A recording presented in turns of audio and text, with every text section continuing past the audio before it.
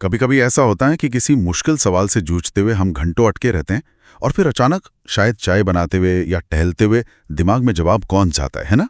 हाँ, बिल्कुल होता है। या किसी काम को करते हुए बस एक आंतरिक एहसास होता है कि अगला कदम क्या होना चाहिए।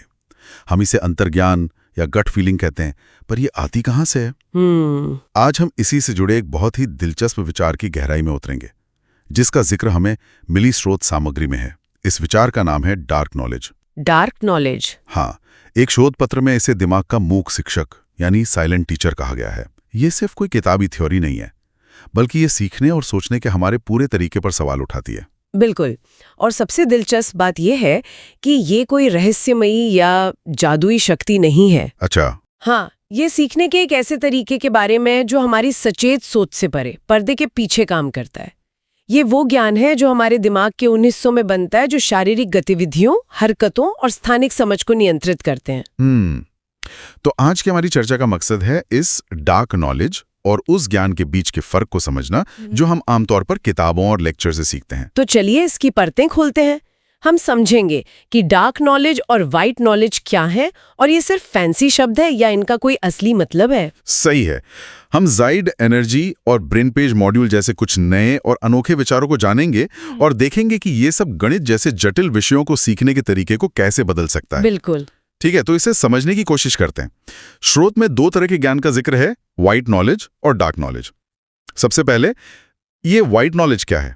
सुनने में तो ये किसी डिटर्जेंट का विज्ञापन लगता है। हाँ, नाम थोड़ा अजीब है, पर कॉन्सेप्ट बहुत सीधा है। व्हाइट नॉलेज वो सारी जानकारी है जिसे हम सचेत रूप से, मतलब जानते बूझते हुए सीखते हैं। अच्छा। जैसे परिभाषाएं, सूत्र, ऐतिहासिक तारीखें, नियम, वो सब कुछ जो हमें सीधे तौर पर पढ़ाया या बताया जाता है। मतलब जो हम रटते हैं। हाँ, हमारा दिमाग इसे भाषा से जुड़े हिस्सों में प्रोसेस करता है। ये ज्ञान क्या है का जवाब देता है। ये वो सब कुछ है जो हम परीक्षा के लिए रटते हैं। अच्छा, तो मतलब वो सारी जानकारी जो मेरे दिमाग के फ्रंट डेस्क पर पड़ी है, जिसे मैं तुरंत एक्सेस कर सकता हूँ, जैसे किसी का नाम या कोई फैक्ट। हाँ। मुझे याद है कॉलेज में परीक्षा से एक रात पहले रट्टा मारकर जो भी दिमाग में भरते थे, वो शायद व्हाइट नॉलेज का बेहतरीन उदाहरण है। बिल्कुल सही पकड़ा। और इसी से जुड़ी इसकी एक कमजोरी भी है। शोध कहता है कि व्हाइट नॉलेज नाजुक हो सकता है। नाजुक? हाँ, जैसे आपने कहा, परीक्षा के लिए परिभाषा याद की, पेपर दिया और अगले हफ्ते तक सब साफ। हाँ, ये तो होता है। क्योंकि वो जानकारी दिमाग में गहराई तक नहीं उतरी। तो फिर डार्क नॉलेज इससे अलग कैसे है? क्या ये दिमाग के बेसमेंट में छिपा कोई खजाना है? सहज समझ। हाँ, ये शब्दों या फॉर्मूलों में नहीं होती, बल्कि करने से, एक्शन से, स्थानिक तर्क और मोटर मेमोरी से बनती है। अच्छा, कोई उदाहरण? इसे साइकिल चलाना सीखने जैसा समझिए। मैं आपको बैलेंस बनाने पर 100 लेक्चर दे सकती हूँ। पेडल कैसे मारें, हैंडल कैसे पकड़ें, ये सब वाइट नॉलेज होगा। सही बात है। लेकिन जब तक आप खुद साइकिल पर बैठकर गिरेंगे नहीं, संभालेंगे नहीं, तब तक आपका शरीर और दिमाग वो तालमेल नहीं सीखेगा। वो जो बैलेंस बनाने की फीलिंग है, वही डार्क नॉलेज है। अरे वाह, ये तो कमाल का उदाहरण है।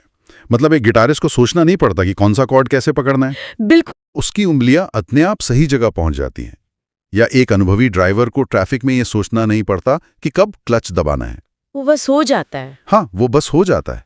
ये सब डार्क नॉलेज है। एकदम सही। स्रोत के अनुसार ये दिमाग के बेसल गैंग्लिया, सेरिबेलम और हिपोकैम्पस जैसे हिस्सों में विकसित होता है। अच्छा। जो शारीरिक कौशल, आदतें और दिशा ज्ञान से जुड़े हैं। ये सचेत जागरूकता के पर्दे के पीछे काम करता है, इसीलिए ये टिकाऊ होता है। बिल्कुल। आप सालों बाद भी साइकिल चलाना नहीं भूलते। ये कैसे और क्योंकि वो गहरी समझ है जिसे हम महसूस तो करते हैं, पर शायद शब्दों में बयां नहीं कर पाते। तो इसका मतलब ये हुआ कि व्हाइट नॉलेज फिर बेकार है? क्या हमें सिर्फ डार्क नॉलेज पर ही फोकस करना चाहिए? नहीं, ये एक बहुत जरूरी सवाल है। स्रोत कहता है कि दोनों एक दूसरे के पूरक हैं। अच्छा। व्हाइट नॉलेज के बिना सीखने वालों के पास कोई दिशा या नक्शा नहीं होता, और डार्क नॉलेज के बिना उनमें महारत या असली स्किल नहीं आती। ज्यामिति का कोई प्रमेय पढ़ना व्हाइट नॉलेज है। वो आपको शुरुआती रास्ता दिखाता है, लेकिन जब आप उसे कागज पर बनाते हैं, उसके चित्र ट्रेस करते हैं और उससे जुड़े 10 अलग अलग सवाल हल करते हैं, तब वो पक्का होता है। हाँ, तब वो एक सहज स्थानिक अवधारणा यानी डार्क नॉलेज बन जाता है। दोनों मिलकर ही असली योग्यता और रचनात्मकता को जन्म देते हैं। समझ गया। तो व्हाइट नॉलेज एक रेसिपी की तरह है और डार्क नॉलेज असल में खाना बनाने का हुनर है, जो बार बार बनाने से ही आता है। क्या बात है, बहुत अच्छा उदाहरण है। अब इस शोध में कुछ बहुत ही अनोखे शब्द इस्तेमाल हुए हैं, जैसे जाइड एनर्जी और ब्रेन पेज मॉड्यूल। ये सुनने में किसी साइंस फिक्शन फिल्म के कॉन्सेप्ट लगते हैं। ये क्या है? हाँ, शब्दावली थोड़ी नई है लेकिन विचार बहुत व्यवहारिक है। जाइड एनर्जी को ऐसे समझिए जैसे ये आपके दिमाग की मोटर बैटरी है। Motor battery? हाँ, ये दिमाग के मोटर सिस्टम की काम करने की क्षमता है। जब आप सिर्फ बैठकर कोई लेक्चर सुन रहे हैं तो ये बैटरी लगभग डिस्चार्ज रहती है। सही है। ज्ञान बस आपके कानों से अंदर जाकर बाहर निकल सकता है। हाँ। लेकिन जैसे ही आप पेन उठाकर कुछ लिखना शुरू करते हैं, कोई डायग्राम बनाते हैं, तो ये बैटरी चार्ज हो जाती है। हाँ, ये सक्रिय हो जाती है और आपके दिमाग के सीखने वाले हिस्सों को पावर देना शुरू कर देती है। तो ये इस तरह की लर्निंग का ईंधन है। ये तो मेरे साथ भी होता है। जब मैं किसी मुश्किल प्रॉब्लम पर काम करते हुए कमरे में टहलने लगता हूँ तो मुझे लगता था मैं बस समय बर्बाद कर रहा हूँ, पर इस थ्योरी के हिसाब से मैं असल में अपनी जेड एनर्जी को एक्टिवेट करके अपने दिमाग को डार्क नॉलेज बनाने में मदद कर रहा हूँ। बिल्कुल। स्रोत इसे ज्ञान को दिमाग में उतारने का इंजन कहता है। वाह। ये सीखने वाले को एक निष्क्रिय सुनने वाले से एक सक्रिय भागीदार में बदल देता है। और ब्रेन पेज मॉड्यूल वो है जो इस ईंधन से बनते हैं। एकदम सही। अच्छा, तो ब्रेन पेज मॉड्यूल एक तरह की दिमागी मसल मेमोरी हुई, वो फाइलें जिनमें हमारा डार्क नॉलेज सेव होता है। बिल्कुल। ब्रेन पेज मॉड्यूल वो दिमागी संरचनाएं हैं जिनमें डार्क नॉलेज स्टोर होता है। जब कोई छात्र नोट्स लिखता है, डायग्राम बनाता है या हाथों से कोई समस्या हल करता है तो उसका दिमाग एक मोटर सेंसरी छाप बनाता है। शोध पत्र इसे ब्रेन पेज कहता है। इसमें ज्ञान सिर्फ शब्दों के रूप में नहीं बल्कि एक व्यवहारिक पैटर्न के रूप में स्टोर होता है, जिसे स्मार्ट ऑब्जेक्ट भी कहा गया है। हाँ, बिल्कुल। यही कारण है कि स्रोत सीखने में मोटर साइंस यानी हाथों और उंगलियों के इस्तेमाल पर बहुत जोर देता है। आपकी हर हरकत दिमाग में एक नक्शा बना रही है। और यहाँ तक कि सोच में गलती करने को भी एक जाइड फैक्टर बताया गया है। ये सुनने में तो अच्छा लगता है कि गलती एक महान शिक्षक है, पर असल जिंदगी में जहाँ परीक्षाओं में नंबर लाने का इतना दबाव हो, वहाँ गलतियां करने की आजादी कहाँ होती है? ये एक बहुत ही व्यावहारिक सवाल है। पारंपरिक सिस्टम में गलती को सजा दी जाती है। बिल्कुल। लेकिन इस मॉडल में गलती को एक सिग्नल माना जाता है। स्रोत कहता है कि गलती एक महान शिक्षक है जो सफलता का सही रास्ता दिखाती है। कैसे?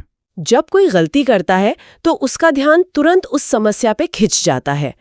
उसे ठीक करने की जो प्रक्रिया है वो सीखने का एक बहुत मजबूत अवसर है। अच्छा। वो गलती आपके ब्रेन पेज को और ज्यादा मजबूत और सटीक बनाती है। ये फीडबैक लूप डार्क नॉलेज के निर्माण के लिए बहुत जरूरी है। ठीक है, तो जब ये ब्रेन पेज दिमाग में बनने लगते हैं तो जाहिर है कि सीखने सिखाने का पूरा तरीका ही बदलना पड़ेगा। हाँ। इसी सोच को बुनियाद बनाकर इस रिसर्च में शिक्षा का एक बिल्कुल नया मॉडल दिया गया है, जिसे उन्होंने बड़ा दिलचस्प नाम दिया है तक्षशिला मॉडल। हाँ, और ये मॉडल आज के पारंपरिक बोलने वाले क्लासरूम मतलब टॉकिंग क्लासरूम को सीधे सीधे चुनौती देता है। इसकी जगह ये हैप्पीनेस क्लासरूम और मिनिएचर स्कूल की वकालत करता है।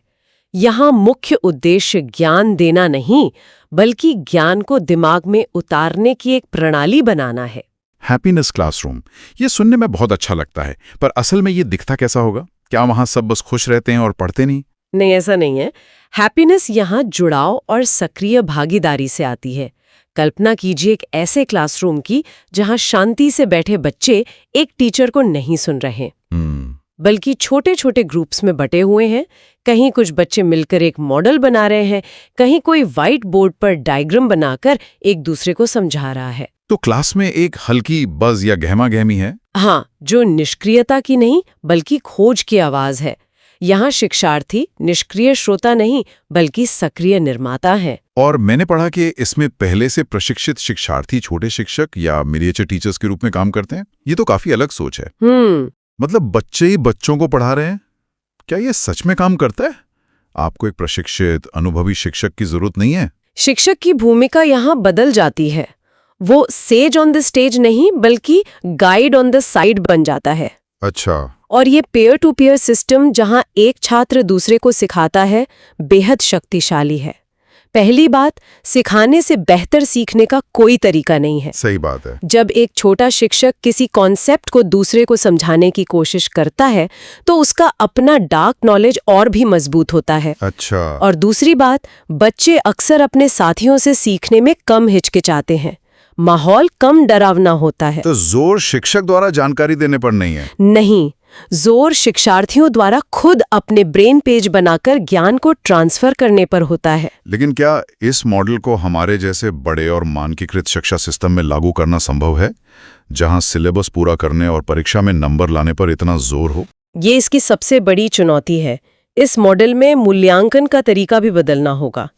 सिर्फ रटने की क्षमता को जांचने की बजाय समस्या को हल करने की क्षमता और व्यावहारिक समझ को जांचना होगा। इसके लिए तो बहुत कुछ बदलना पड़ेगा। हाँ, इसके लिए शिक्षकों की ट्रेनिंग, क्लासरूम का डिजाइन और माता-पिता की मानसिकता सब में बदलाव की जरूरत होगी। ये एक धीमी प्रक्रिया होगी, लेकिन स्रोत का तर्क है कि अगर हम सिर्फ जानकारी देने वाले कर्मचारी नहीं बल्कि असर में सोचने वाले और इनोवेटिव लोग तैयार करना चाहते हैं तो इस दिशा में बढ़ना ही होगा। ये बात तो सोचने वाली है। अब आते हैं इस शोध के सबसे आकर्षक दावे पर। बिल्कुल। वो ये है कि डार्क नॉलेज ही रचनात्मकता और नवीनता का असली स्रोत है। स्रोत में आइंस्टाइन का एक उदाहरण भी दिया गया है। एकमात्र वास्तविक मूल्यवान चीज अंतर्ज्ञान है। तो जब हम कहते हैं कि आइंस्टाइन को कोई फ्लैश ऑफ इंसाइट हुआ, तो क्या वो कोई जादू नहीं था? क्या वो उनका डार्क नॉलेज काम कर रहा था? बिल्कुल, यही इस शोध का केंद्रीय विचार है। नई खोजें या रचनात्मक विचार सिर्फ तथ्यों को याद रखने यानी व्हाइट नॉलेज से नहीं आते। तो फिर कैसे? वे अवचेतन में होने वाली प्रोसेसिंग और पैटर्न को पहचानने से आते हैं, जो डार्क नॉलेज का क्षेत्र है। आइंस्टीन ने सालों तक गणित और भौतिकी के साथ काम किया था, सिर्फ उसे पढ़ा नहीं था। अच्छा। उनके दिमाग ने अनगिनत ब्रेन पेज मॉड्यूल्स बना लिए थे, तो जब वो किसी समस्या पर सोचते थे तो उनका दिमाग इन मॉड्यूल्स का इस्तेमाल करके पर्दे के पीछे हजारों समाधानों का अनुकरण करता था। एक तरह की मूक रिहर्सल। हाँ, बिल्कुल।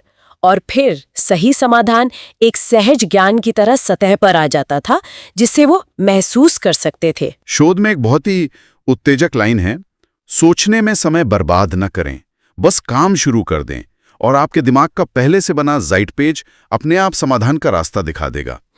ये सुनने में बड़ा अजीब लगता है। सोचो मत, बस करो। क्या ये लापरवाही को बढ़ावा नहीं देगा? इसे सही संदर्भ में समझना जरूरी है। इसका मतलब विचारहीन होकर काम करना नहीं है। तो फिर क्या है? इसका मतलब है ओवरथिंकिंग से बचना और अपने दिमाग की बनाई प्रक्रिया पर भरोसा करना। बिल्कुल। कई बार हम किसी समस्या के सामने सिर्फ सोचते रहते हैं, विश्लेषण करते रहते हैं और शुरू ही नहीं कर पाते हैं। हाँ, ये तो होता है। ये मॉडल कहता है कि एक्शन लेना शुरू करो, एक छोटा कदम उठाओ, कुछ लिखो, एक कच्चा डायग्राम बनाओ।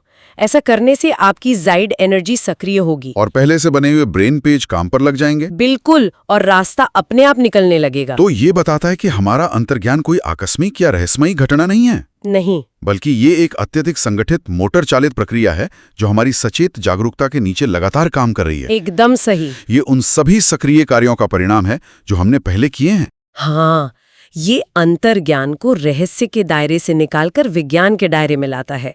ये कोई जादू नहीं है, बल्कि ये हमारे दिमाग में गहराई से बसे हुए अच्छी तरह से व्यवस्थित ब्रेन पेजेस का नतीजा है। जब कोई बड़ा इनोवेटर अलग अलग विचारों को जोड़कर कुछ नया बना पाता है तो वो असल में अपने दिमाग में मौजूद अलग अलग ब्रेन पेजेस के बीच कनेक्शन बना रहा होता है। तो संक्षेप में आज हमने जो समझा वो ये है कि सीखना सिर्फ जानकारी जमा करना नहीं है, बल्कि अपने दिमाग में एक तरह के मानसिक औजार बनाना है। बिल्कुल। और ये औजार सिर्फ पढ़ने या सुनने से नहीं, बल्कि उस जानकारी को अपने हाथों से, अपने एक्शन से एक शक्ल देने से बनता है। ये सोचिए पूरी रटने वाली एजुकेशन सिस्टम पर सवाल उठाती है। बिल्कुल, ये पारंपरिक लेक्चर आधारित शिक्षा की नींव को चुनौती देता है। इसका मुख्य विचार शिक्षण के ज्ञान देने वाले मॉडल से ज्ञान उतारने वाले मॉडल की ओर बढ़ना है, जहां सीखने वाला खुद अपनी लर्निंग का इंजन है। हाँ, जहां सीखने वाले का अपना दिमागी तंत्र ही सीखने का मुख्य इंजन हो, जिसे जाइड एनर्जी से शक्ति मिलती है। जी। ये सीखने वाले को अपनी शिक्षा का मालिक बनाता है। और इसमें दिया गया कॉल टू एक्शन बिल्कुल स्पष्ट है। क्लासरूम को जानकारी देने की जगह नहीं, बल्कि खोज करने, निर्माण करने और गलतियां करके सीखने की जगह के रूप में फिर से कल्पना करें। चलिए अपने श्रोता को इस विचार के साथ छोड़ते हैं। स्रोत सामग्री गणित और विज्ञान जैसे विषयों पर बहुत ध्यान केंद्रित करती है, जहां डायग्राम और मॉडल बनाना आसान है। सही है। लेकिन क्या होगा अगर हम डार्क नॉलेज के इस सिद्धांत को दूसरे क्षेत्रों में लागू करें? कल्पना कीजिए भाषा सीखने का तरीका कैसे बदल जाएगा अगर हम सिर्फ व्याकरण के नियमों और शब्दों को याद करने के बजाय उस भाषा में शारीरिक रूप से अभिनय करके या बातचीत का अनुकरण करके सीखें। बहुत दिलचस्प सवाल है। या कोई सीईओ बाजार की गतिशीलता को सिर्फ स्प्रेडशीट से नहीं बल्कि अपनी कंपनी के इकोसिस्टम का एक भौतिक मॉडल बनाकर समझे। अगर हम हर क्षेत्र में सहज क्रिया आधारित ब्रेन पेज बनाने पर ध्यान केंद्रित करें तो हम किन छिपे हुए कनेक्शंस और गहरी समझ को उजागर कर सकते हैं।